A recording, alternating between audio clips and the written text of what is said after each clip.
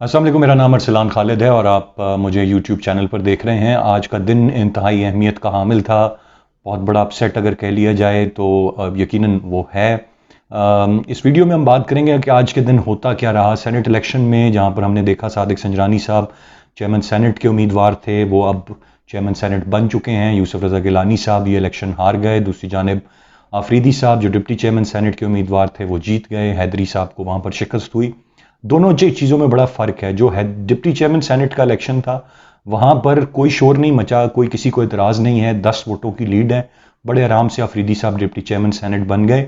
Above all जो अच्छी बात है वो ये कि कोई एक वोट भी मुस्तरद नहीं हुआ, किसी एक वोट पर भी सवालिया निशान नहीं था। तमाम के तमाम जो वोट कास्ट हुए वो तमाम के तमाम वोट एक्सेप्ट हुए।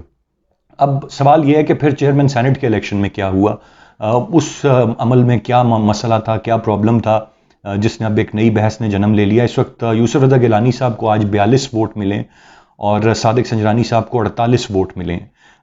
7 वोट मुस्तरद हुए हैं, टोटल 8 वोट हैं जो मुस्तरद हुए हैं, लेकिन एक वोट के मुस्तरद होना कुछ नहीं कहा जा सकता कि ये वोट किसके लिए था।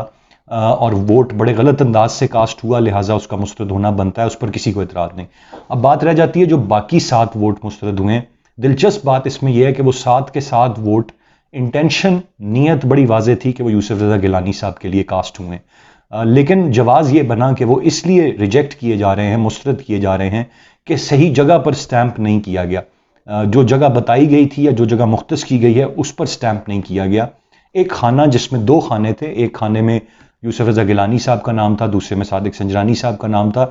एतराज़ ये था कि वो 7 वोटों ने जहां पर यूसुफ रज़ा गिलानी साहब का नाम लिखा हुआ है वहां पर मोहर लगाई है, जबकि वो मोहर उनके नाम के आगे लगानी चाहिए थी। प्रिजाइडिंग ऑफिसर ने बड़ा वाज़ेह तौर पर कहा, उन्होंने अपनी रूलिंग दी।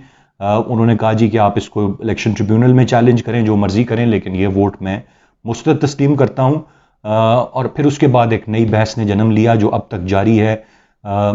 इस वक्त पीडीएम वाज़ेह तौर पर यह क्लेम कर रही है कि वो एक वोट की बर्तरी से ये इलेक्शन जीत गए हैं, उनके साथ ज्यादती की गई है। इस एक वोट को, इन 7 वोट्स को रिजेक्ट करके, अदरवाइज अब वो तमाम तर जो फॉरम्स हैं, लीगल फॉरम्स हैं, उनका दरवाज़ा खटकाएंगे और वो अपनी बात को वहाँ पर साबित करेंगे। तो अब ये कहना कि जो विक्ट्री है वो बज़ाहिर तो सादिक संजरानी और हुकूमत की है, लेकिन वो विक्ट्री कितनी शफाफ है इस पर एक बहुत बड़ा सवालिया निशान बन गया है। क्योंकि अगर तो वोट इतने आते सादिक संजरानी साहब को कि वो आराम से इलेक्शन जीत जाते, ज़्यादा तादाद होती, फिर कोई मसला नहीं था। फिर अगर मुस्तरद ही हुए कोई वोट तो 1-2 वोट हुकूमती भी मुस्तरद हो जाते, सादिक संजरानी साहब के भी मुस्तरद हो जाते, जिस तरह कौमी असम्बली में हमने सेनेट इलेक्शन के लिए देखा। लेकिन 7 के 7 मुस्तरद होना, वो भी यूसुफ रज़ा गिलानी साहब के वोट मुस्तरद होना, और वही 7 का अगर फिगर आप ऐड करें तो एक वोट की बर्तरी बनती है। इसने एक बड़ी दिलचस्प सूरत हाल बना दी। एक और सवाल भी खड़ा हो गया कि ये वोट जो मुस्तरद हुए हैं या जहां पर स्टैंप किया गया है, ये डिप्टी चेयरमैन सेनेट के लिए कोई वोट नहीं मुस्तरद हुआ, तो ये आया डेलिब्रेट था, ये कुछ लोगों ने ज़मीर का सौदा किया, या ये मामला वो चाहते थे कि उनका वोट मुस्तरद हो इसलिए उन्होंने ये काम किया या नहीं, ये एक दूसरी बहस है जिसने जन्म लिया। इससे पहले आज पूरा दिन ही बड़ी गहमा गहमी रही।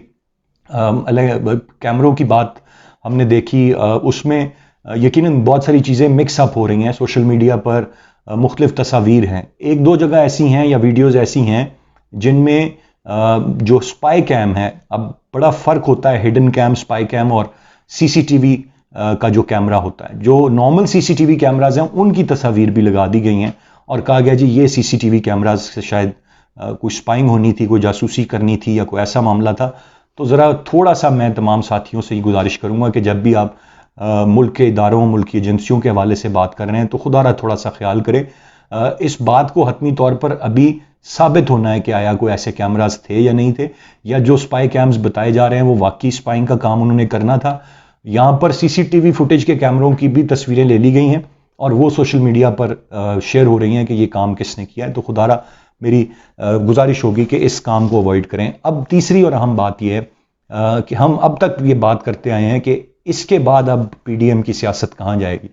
तो मेरा ज़ाती ख्याल ये है कि ज़्यादा सख्ती तलखी बढ़ेगी पाकिस्तान की सियासत में, गुस्सा ज़्यादा बढ़ेगा। ये मौक़िफ़ को वो बार बार दोहराएंगे कि उनके साथ ज़्यादती हुई और उनको चेयरमैन सेनेट नहीं लाने दिया गया, और उसके बाद हम उसी गुस्से को शायद ट्रांसफॉर्म होता लॉन्ग मार्च में देखें। उसको हुकूमत किस तरह से डील करती है ये आने वाले दिनों में बहुत आम और दिलचस्प होगा। आज की इस वीडियो से इतने। अरसलान खालिद को इजाज़त दीजिए। अल्लाह हाफ़िज़।